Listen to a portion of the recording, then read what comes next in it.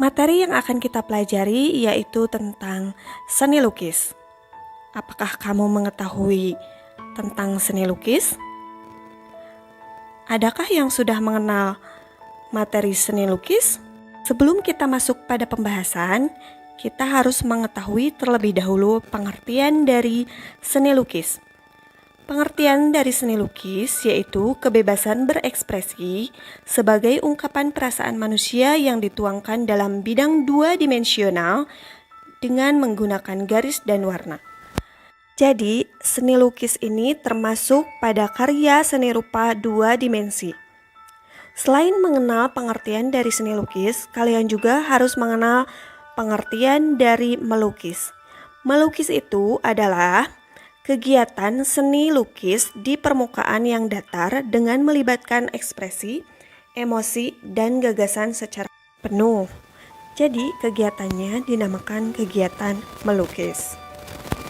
Mari kita masuk ke pembahasan mengenai gaya dan aliran seni lukis. Gaya dan aliran seni lukis dibagi menjadi 3. Yang pertama, representatif. Yang kedua, deformatif. Dan yang ketiga, non-representatif. Ketiga gaya tersebut memiliki aliran-aliran yang berbeda. Mari kita bahas dari gaya yang pertama, yaitu gaya representatif. Representatif adalah perwujudan gaya seni rupa menggunakan keadaan nyata pada kehidupan masyarakat dan gaya alam. Gaya representatif dibagi menjadi 3 aliran. Aliran yang pertama yaitu aliran naturalisme, yang kedua adalah aliran realisme, dan yang ketiga adalah aliran romantisme. Kita lihat contoh lukisan dari setiap alirannya. Aliran naturalisme menggambarkan keadaan alam.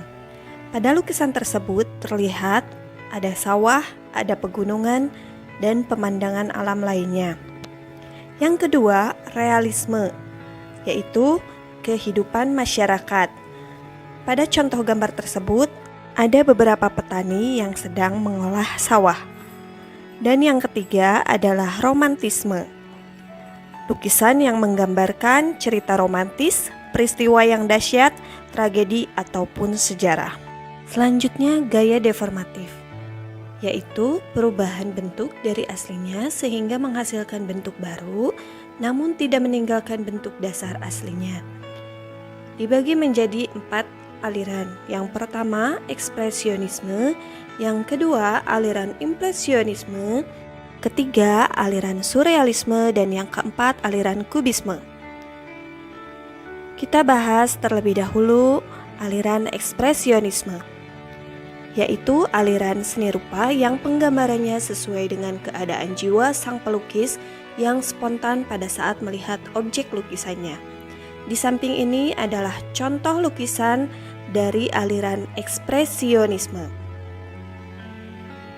Selanjutnya, yang kedua adalah aliran impresionisme, yaitu gaya atau aliran seni rupa yang penggambarannya sesuai dengan kesan objek tersebut dilukis.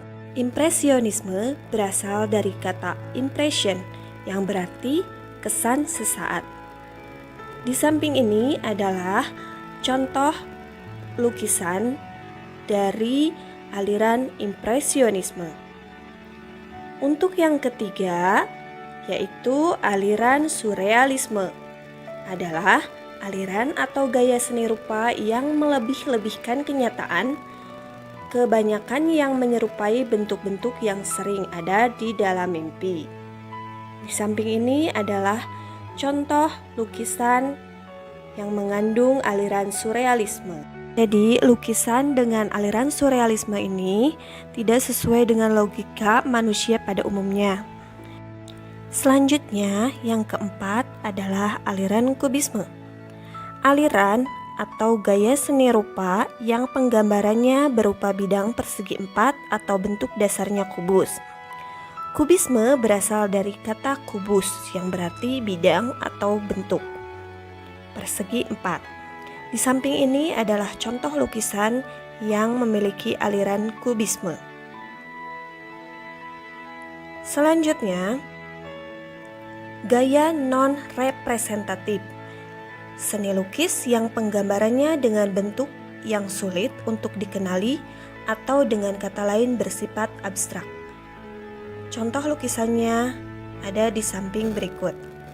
Dalam membuat lukisan, yang pertama kita lakukan adalah harus menentukan tema terlebih dahulu. Mari kita bahas tema seni lukis. Pertama, hubungan manusia dengan dirinya sendiri. Terkadang, pelukis memilih potret dirinya sendiri untuk menjadi objek lukisannya. Yang kedua, hubungan manusia dengan manusia lain. Dalam memilih objek, pelukis bisa menggunakan orang lain untuk menjadi objek. Yang ketiga, hubungan manusia dengan alam sekitar. Alam sekitar sangat menarik untuk dijadikan objek sebuah lukisan. Contohnya pemandangan alam, pemandangan yang ada di sekitar kita. Yang keempat, hubungan manusia dengan benda. Benda-benda di sekitar memiliki keunikan tersendiri bagi pelukis. Kelima, hubungan manusia dengan aktivitasnya, dan yang terakhir adalah hubungan manusia dengan alam khayal.